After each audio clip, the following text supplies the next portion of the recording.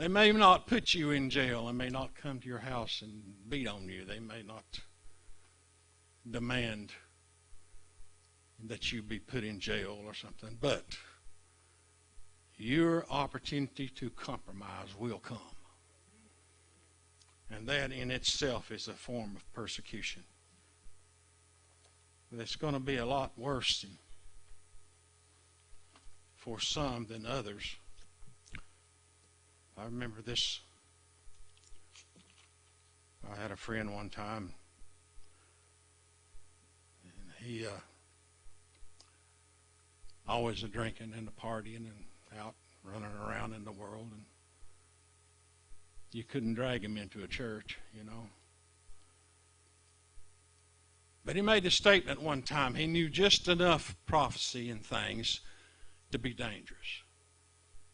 He made the statement, he said, I'm telling you what, before I serve the Antichrist, I'll just let him cut my head off. An old preacher friend of mine said, son, if you won't live for him now, why do you think you'll die for him then? Good question. I want to turn over to Romans chapter 8. Let me read a scripture here. Romans chapter 8, verse 22.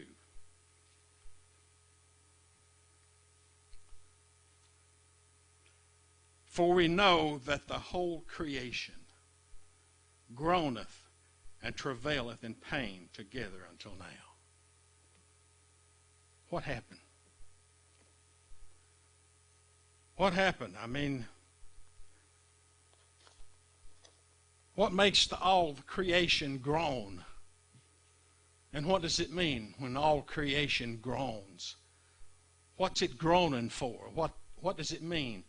I looked up the word groan. And it means to sigh or to mourn or moan. And in the English, the word groan, that's the Old Testament Hebrew, but in the English it means a deep utterance as from pain. It's like the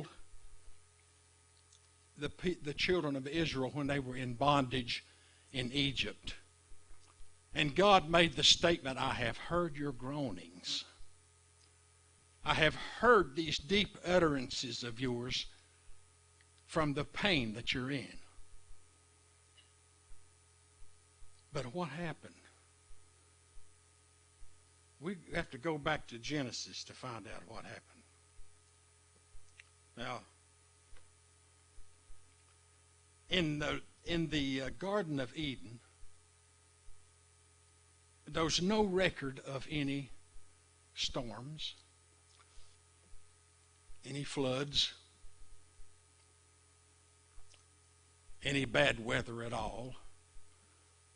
Everything was perfect, in order. Even the animals didn't eat other animals then. I think it's in Genesis 1:30. I think it's where it's at. It says that the animals are going to eat herbs, green herbs and things. So something happened to the nature of the animals.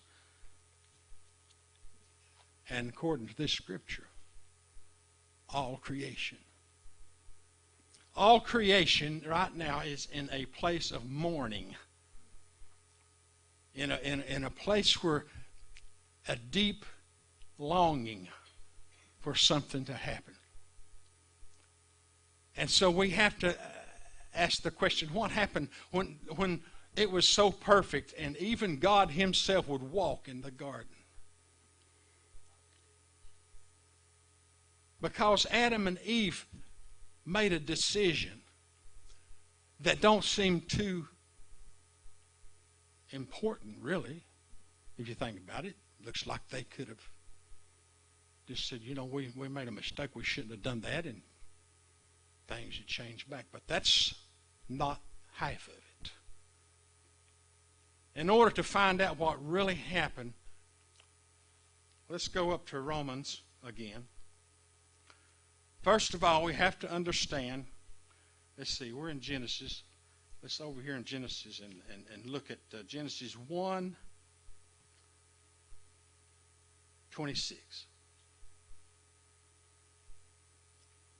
Now, man was made in God's image, and he said, after our likeness, and let them have dominion over the fish of the sea, the fowl of the air, and over the cattle. Now, this is something we need to remember. And over all the earth. What happened if Adam and Eve had dominion over all the earth? What happened? Because since that time until today, the whole creation has been groaning. But here's what happened. You find it over in Romans 6. Now, I know the Bible at that time had not been written. But evidently the devil knew a few things back then. Because he knew the nature of God, and he knew that things, that the way God works. You know, he knew the way that God would work. So look at let's see where I'm at in 6. Okay.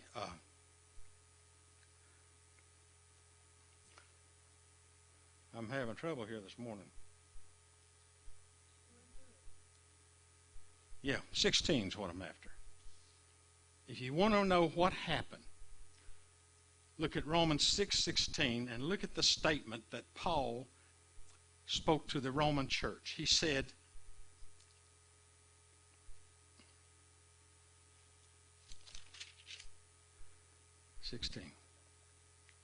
know ye not that to whom ye yield yourselves servants to, obey, his servants ye are.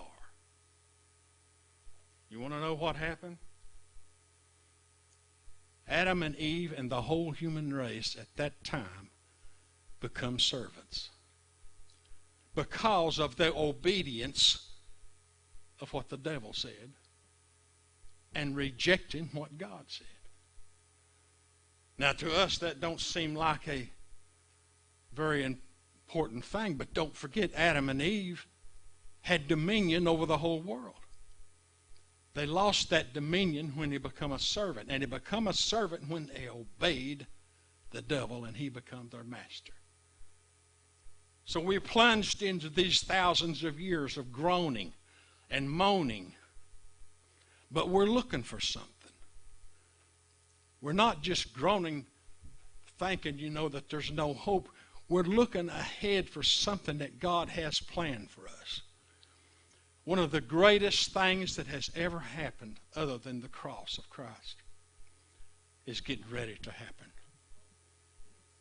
It's getting ready to happen. It may be years, I don't know. 10, 20 years, I don't know. And I don't know of anybody that does know.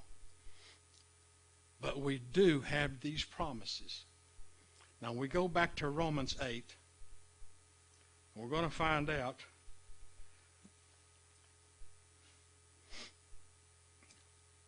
that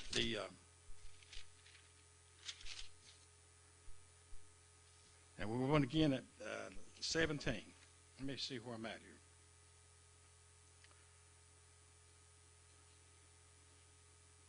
Now, first of all, why is it so important that you obey?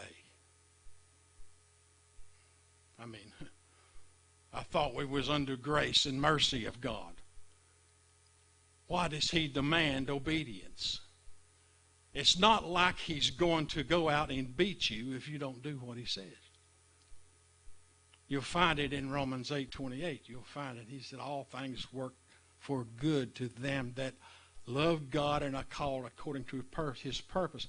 The reason he expects us to obey is not because he has to prove that he's able to handle this position of God, that he's able to do the job. He's not trying to prove himself or anything. It's all for the welfare of his people. Like he told Jerusalem or Israel in Jeremiah 29:11, he said, my thoughts for you are good. So I know my own thoughts. He said they are for good for you, not evil. And he's saying that to the whole world today. He's saying, my thoughts of you are good. The reason I want you to obey is because everything I tell you is right for you. And sometimes if we doubt that he loves us and that he wants us to be obedient because of our good, if we begin to doubt that, we find ourselves doubting the whole relationship between God and his people. Because he loves his people. And everything he tells us to do is for our good. Anyway, I have had some times of weakness in the last few weeks. I'm trying to recover, getting my breath back and everything. And it's been a struggle. It's been a real struggle. But go up here to Romans 8 and look at verse 17. And let me just read this and we're going to see exactly what's going on. In verse 17 of Romans 8 it says, if we're children of God, we're heirs of God, joint heirs with Christ, if so be that we suffer with him, that we may also be glorified together. For I reckon that the sufferings of this present time are not worthy to be compared with the glory which shall be revealed in us. We're getting close to it. Why? It's all creation moaning and groaning for this great thing to happen. And he tells us right here, he says, for the earnest expectation in 19, the earnest expectation of the creature waiteth for the manifestation of the sons of God. You want to know what's next on the calendar? One of the greatest things that has ever happened in the universe. The manifestation of the sons of God when the church takes its rightful place. And that's very close. That's what the whole creation groans for. It mentions here the creature. The creature there in Greek, that creature is talking about the man. But it also talks about the creatures that have the breath of life. It also talks about all creation. Look around. I mean, everything is in a constant state of decay. Everything. And it's been that way since Adam changed his loyalty. Since he obeyed a different master. It's been that way. And it's going to be that way until the manifestation of the sons of God. That's when the church takes its place. Heirs of God, joint heirs with Christ, to rule and reign with him. What we have ahead is far greater than what we've ever been through. He tells us right here. Our sufferings are not even to be compared with the glory that awaits us. We have no idea what he has planned for us. He tells us, he said, it hasn't even entered into your mind what he has planned for those that love him. And we think of great things. We think about that city the last couple of months. You know, we've been mentioned a lot. Audrey and her teaching brought a lot about the big city that God has. And we think about that city and we can imagine streets of gold and we can imagine jasper and diamonds, and we can imagine this gigantic building of great gates of pearl, and in our mind we can see that. People have even drawn pictures of it and painted it. They have conceived it. But God said it hasn't even entered into your mind yet. We don't have a clue. But what he's waiting, what he's telling us right here, he said, now look at Jesus. He said he suffered or endured the cross looking ahead to the glory that it awaited him. He himself. So his family is going to be doing the same thing. You want to know how we're going to get through these hard times? We're going to look ahead. We're going to look ahead to the glory that awaits us. But look what it says. Still in Romans 8. The earnest expectation of the creature, waiting for the manifestation of the sons of God. That is talking about the old man. Now listen to this. This is talking about, the reason I know that is because it says the creature was made subject to vanity. Not willingly, but by reason of him who hath subjected the same in hope. Now, I don't understand exactly what that means. I never studied that line out, but subjected the same in hope, I don't understand that. But the creature itself also shall be delivered. Now he's back to talking about the living creatures. Everything that is in a constant decay. You know, the animals. I'm sure the lion, the deer, wonder why is the lion trying to kill him all the time. Why don't he eat grass like he used to? Why do we have earthquakes and floods and constant decay in our life? You can't buy a piece of clothing or an automobile or a home or anything is in this constant state of decay. You ever see a hurricane come through a place and build a house? No. We're in this destructive thing that come to us because we changed our masters. And when Adam and Eve obeyed Satan, they become his servants, and that servanthood was passed on to us. Thank God for Jesus that set us free.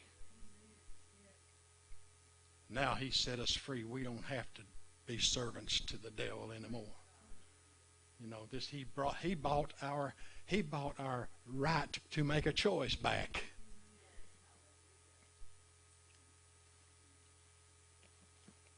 Listen.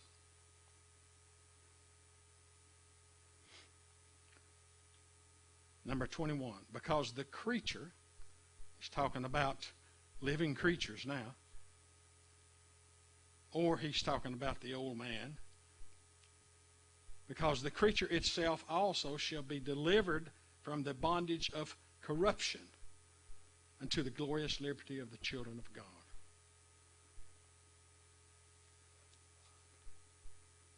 And then we're back up to 22, for we know that the whole creation groaneth and travaileth in pain together until now.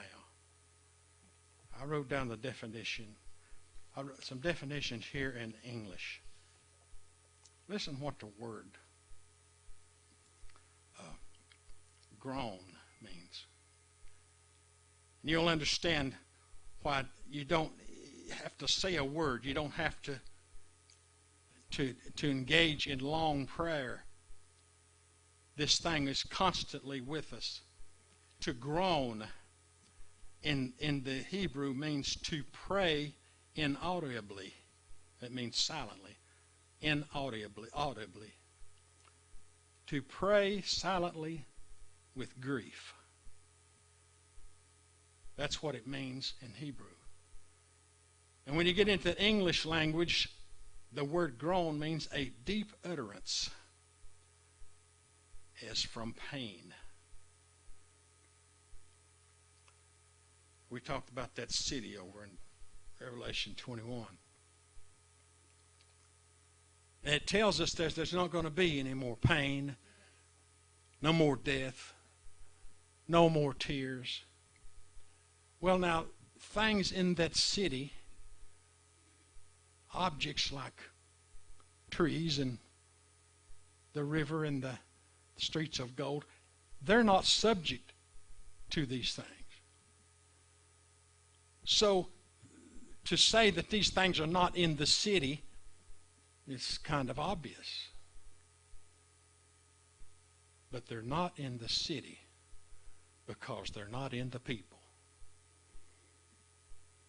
When the sons of God are manifested and they enter into that city, all of those things will already be done away with. Anyway, I wanted to bring this out a little bit.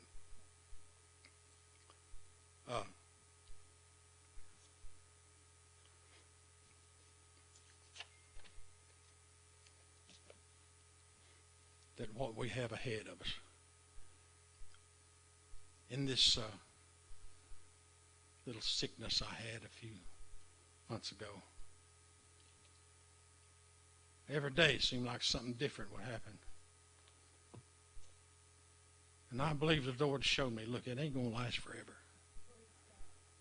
Like Sister Gladys said, it ain't going to last forever.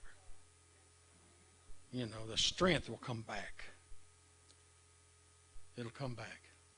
But you look ahead, sister, to the way you used to feel. You look ahead to the promises of God. You know, that He said, by His stripes we're healed. You look ahead for those things to take place in your life. Now here I am standing up here. I'm still weak, a little out of breath. I had a blood infection. I didn't know how bad that could be until they told me my chest cavity was full of fluid in my lung. And they had to put a tube in there and pull all that out. Put me on antibiotics. Couldn't walk or anything for a while. But I saw myself walking.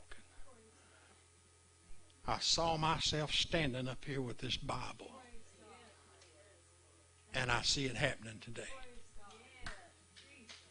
And that's the attitude we have to have about the groanings, the things that are in a constant state of decay all around us.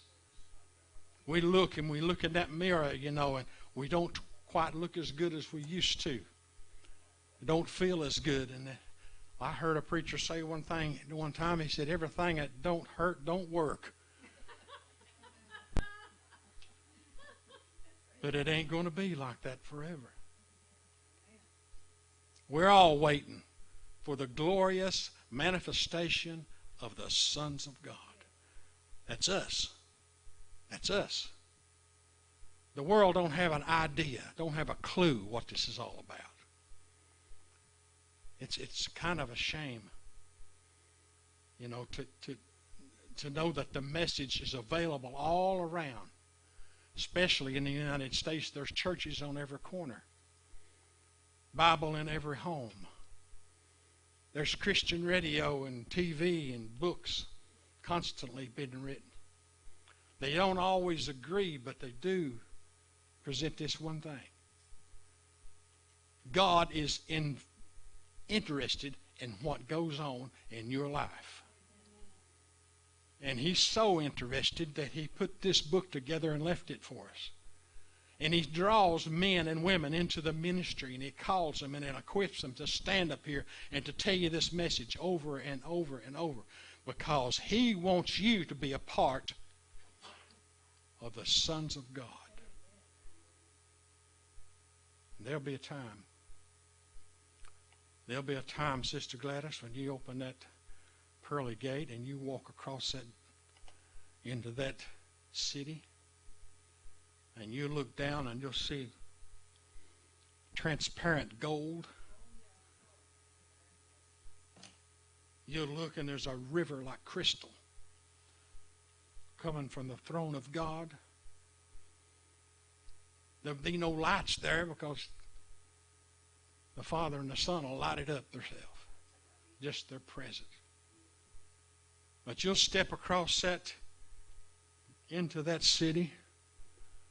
And like one preacher told me one time, and we went to his funeral, and they buried his wife, and he looked down at her, and I was standing there with him. He turned to me and said, Dean, she's had a mind explosion. I knew exactly what he was talking about. She left this body in pain and woke up in a world where pain didn't exist. Left this body, you know, and all kinds of doubt and misunderstanding, and all of a sudden her mind understood God. But that's part of the manifestation of the sons of God. And that's us. And it's a shame that everybody, they can be so petty in their mind that they live 1 minute at a time. When God says it's all out there. You don't have an idea of the glory that awaits you. And so the suffering of this world, laying in a hospital a few weeks, been a little bit weak, having a little bit of pain, says it don't even compare with the glory that awaits you. I remember when I was a little boy, I knew I was going to get a bicycle. Because Dad got a job in New York City. He was a construction worker and making good money. And he took us down to the store and let us pick out our own bicycle. He said, now you can't have it till Christmas morning, but I want you to pick it out yourself. And so we all did. We picked out. And I'm telling you, from the time I picked that bicycle out till Christmas morning, I thought I was going to die. Oh, I dreamed about that bicycle. See, all we ever had was things we found in the junkyard somewhere with old flat tires and rust and everything, and we'd try to put them together and make a bicycle. We didn't have a lot growing up. But I was going to get me a new bicycle. And I knew it. I done picked it out.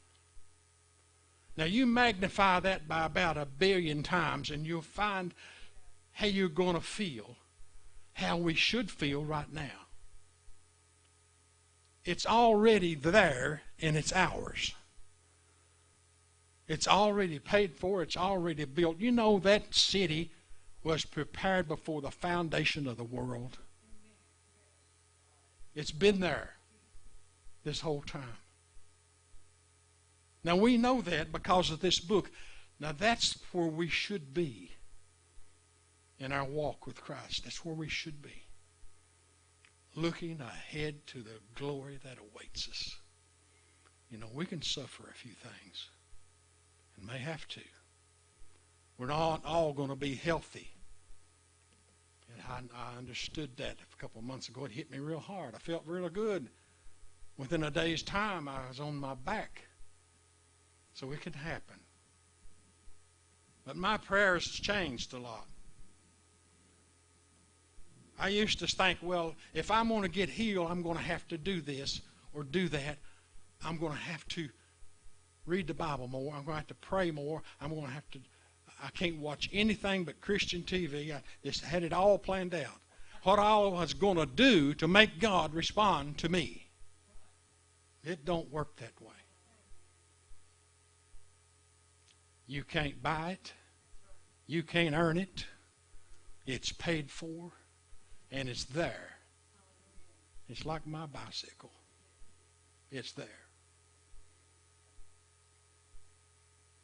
But I remember when Christmas morning came and we all ran into the living room. I'm telling you, I never let that bicycle go even outside at night. I brought it into the bedroom. Did. brought my bicycle into the bedroom. Because something I had wanted for years and years and years and looked so forward to, my Father let me see it before I received it. Now that's what He's doing right here. He's letting you see it before you receive it. But it's as sure as John 3:16 that it's going to happen. Just as sure. Anyway, you step across that into that city of gold. And you might for a second think, I would go back and do it all over again just to be here where I'm at now. You may have that thought. We don't even comprehend that spiritual world at all. But I'm telling you what, the older you get, the more you realize you're closer. You're closer. I'm 75 years old.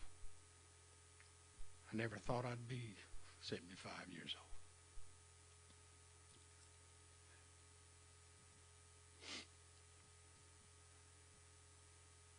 But I have friends that have gone on, sad to say some of them were not Christian. And those are things that you have to leave in God's hands. You don't know. You have to let it alone. For me, I'm going to look ahead to what God's promised. I'm going to look ahead for the sons of God to be manifested. The whole universe will stand at attention.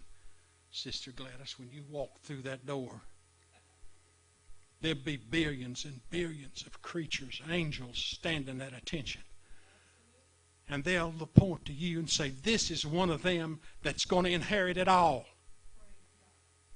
Angels don't do that. But we will.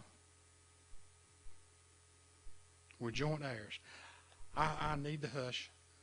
I'm sorry. Gladys said, make it short. Make it short. But I just want to encourage you. The Christian people, you're on the right track. You're on the right track. You've already got your bicycle. We're just waiting on Christmas morning anyway. God bless you. Thank you.